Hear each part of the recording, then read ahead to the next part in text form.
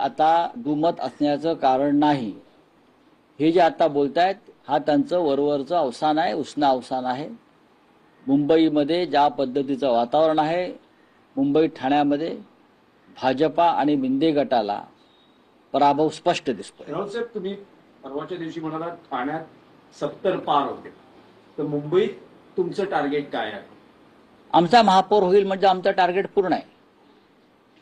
आमचा टार्गेट होईल म्हणजे आमचा महापौर 100% बसणार आणि सातत्यानं बसणार, कोणाच्याही टेकूशिवाय बसणार। मुंबईमध्ये ठाकरे बंधू म्हणजे महाराष्ट्र नवनिर्माण सेना आणि मुख्य शिवसेना याशिवाय आमचे सर्व सहकारी पक्ष असे एकत्र येऊन आम्ही 55 ते 60% मतं घेतोय। हा आकडा लिहून ठेवा।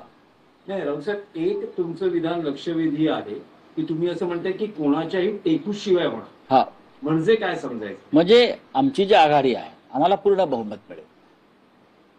आम्हाला बहुमतासाठी जे भारतीय जनता पक्षाला करावं लागतं, तोडातोडी फोडाफोडी माणसं विकत घेणं, ते करावं लागणार नाही।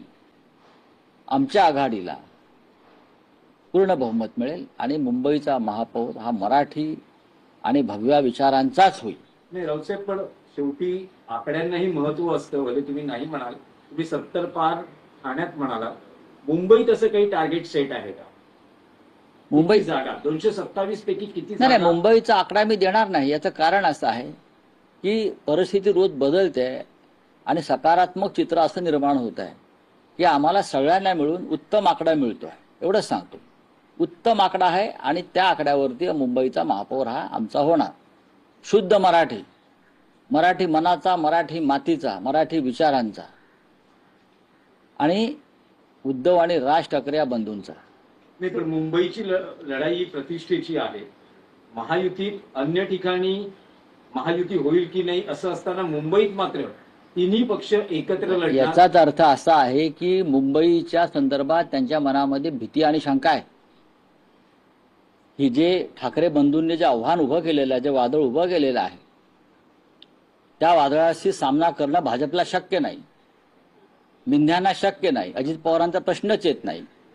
म्हणून ते हे सगळे आता एकत्र येत आहेत, फोडाफोडी सुरू आहे।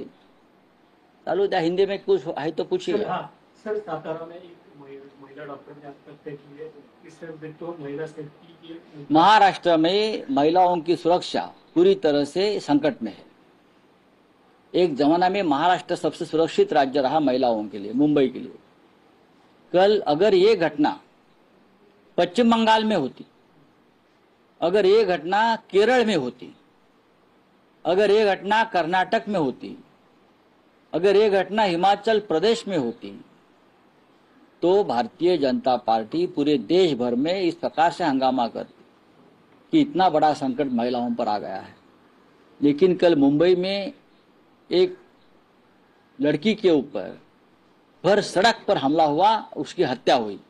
मुंबई शहर में जो सबसे सुरक्षित माना जाता है, फलटन सातारा डिस्ट्रिक्ट में एक महिला डॉक्टर को आत्महत्या करने की नौबत आ गई। उसके ऊपर एक पुलिस अफसर ने बलात्कार किया।